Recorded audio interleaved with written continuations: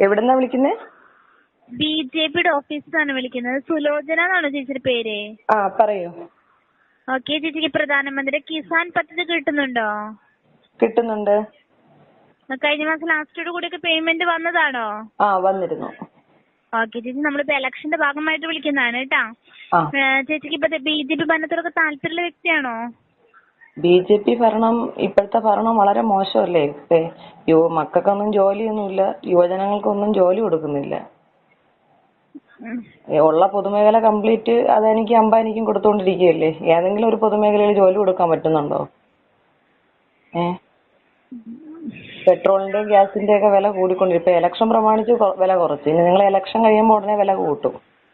50 രൂപയ്ക്ക് പെട്രോൾ തരാന്ന് പറഞ്ഞാണ്, ഇപ്പൊ 110 രൂപ അടുപ്പിച്ചായി. ഇതിലൊന്നും പറയാനില്ലേ?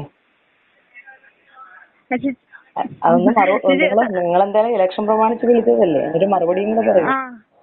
ആളുകൾക്ക് കട്ട് ചെയ്തിട്ട് പോവല്ലേ, കട്ട് ചെയ്തിട്ട് പോവല്ലേ. നമ്മൾ ചോദിക്കുന്നതിനും കൂടെ എവിടെന്നെങ്കിലും ഒരു ഉത്തരം കിട്ടിയതായിരുന്നു. കട്ടിയിട്ട് പോവില്ലേ ചേച്ചി? നമ്മൾ മുമ്പത്തെ ഭരണമാണെങ്കിൽ ഇങ്ങനൊന്നും വന്നിട്ടില്ല എന്ന് ചേച്ചി നല്ല ഉറപ്പുണ്ടാ? എല്ലാ കാര്യത്തിലും ചേച്ചി കറക്റ്റായിട്ട് ജോലിയും കാര്യങ്ങളൊക്കെ കിട്ടിയിട്ടുണ്ടെന്ന് ചേച്ചിക്ക് ഉറപ്പ് പറയാൻ പറ്റുമോ? ഇത്രയും ഭീകരമായിട്ട് ജോലി ഇല്ലാത്തൊരവസ്ഥയില്ല. 10 ലക്ഷം തൊഴിൽ ഒഴിഞ്ഞു കിടന്നിട്ട് പൊതുമേഖലയില് 10 ലക്ഷം ഒഴിഞ്ഞു കിടന്ന തൊഴില് റദ്ദാക്കപ്പെട്ടു എന്നുള്ളത് മോക്കറിയോ? അങ്ങനെ ഒഴിവാക്കപ്പെട്ടു. ഇന്ത്യൻ റെയിൽവേയിൽ ലക്ഷക്കണക്കിന് തൊഴിൽ ഒഴിഞ്ഞു കിടപ്പുണ്ട്. അവിടെ എവിടെയെങ്കിലും നിയമനം കൊടുക്കുന്നുണ്ടോ? നമ്മുടെ പൊതുമേഖലകളെല്ലാം ഇങ്ങനെ ഓരോരുത്തർക്ക് വിറ്റുകൊണ്ടിരിക്കുകയല്ലേ. പൊതുമേഖലകളിൽ ജോലി കൊടുത്തില്ലെങ്കിൽ പിന്നെ എവിടെയാണ് സർക്കാരിന് ജോലി കൊടുക്കാൻ പറ്റുന്നത്? ഇപ്പൊ വന്നപ്പം പറഞ്ഞ് കള്ളപ്പണം വെളുപ്പിച്ചിട്ട് 15 ലക്ഷം ഓരോരുത്തരുടെ അക്കൗണ്ടിൽ ഇടുവെന്ന്. ആർക്കെങ്കിലും നിങ്ങളുടെ വീട്ടിൽ ആർക്കെങ്കിലും കിട്ടുമോ? അപ്പൊ ബിജെപിക്കാരുടെ വീട്ടിലെങ്കിലും കിട്ടിയെങ്കിൽ, ആർക്കെങ്കിലും കിട്ടിയെങ്കിൽ അത്രയും സമാധാനം. എവിടെയെങ്കിലും കിട്ടിയിട്ടുണ്ടോ? മോളുടെ വീട്ടിൽ കിട്ടിയോ? എന്റെ വീട്ടിൽ കിട്ടിയിട്ടില്ല. അല്ല ചേച്ചി, ഞാനൊരു കാര്യം ചോദിച്ചോട്ടെ. നമ്മളിപ്പോ ഈ ബിജെപി ഭരണം വന്നത് കൊണ്ടാ, കേന്ദ്രത്തിൽ ബിജെപി ഭരിച്ചത് കൊണ്ടാണോ ഇപ്പൊ ഇങ്ങനെ ആയെന്ന് ചേച്ചി വിശ്വസിക്കുന്നുണ്ടോ? അവിടെ ഭരണം മാറ്റം വന്നിട്ടുണ്ടെങ്കിൽ വേറെ ഒന്നുമില്ല. മോളത്തെ ഒരു കാര്യം ചോദിക്കട്ടെ. ഇപ്പൊ ഈ പൗരത്വ ഭേദഗതി നിയമം കൊണ്ടുവന്ന് അതിലെന്തിനാണ് മതം മാത്രം അടിസ്ഥാനമാക്കിയത്? ഈ രാജ്യത്ത് നിങ്ങളൊക്കെ കൊച്ചു കുട്ടികളോ, നിങ്ങളൊക്കെ ഇങ്ങനെ മുസ്ലിങ്ങളെയൊക്കെ മാറ്റി നിർത്തിക്കൊണ്ടാണ് സ്കൂളിൽ പഠിക്കുന്നത്.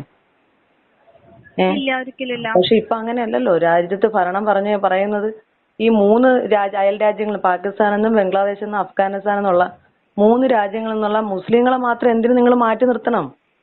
6 മതവിഭാഗങ്ങൾക്ക് പൗരത്വം കൊടുക്കുമ്പോൾ ഒരു മതത്തിന് എന്തിനു മാറ്റി നിർത്തണം?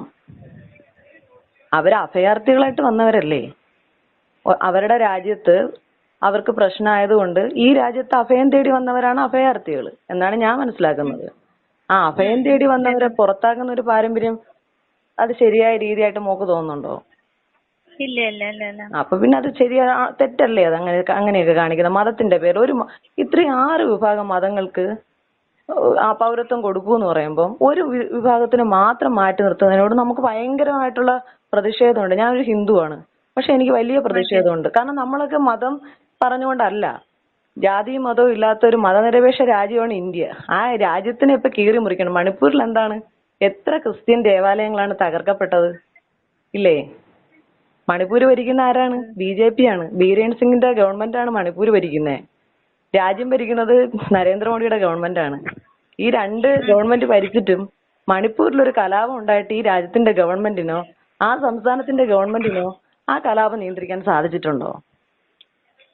ഉണ്ടോ മോളെ?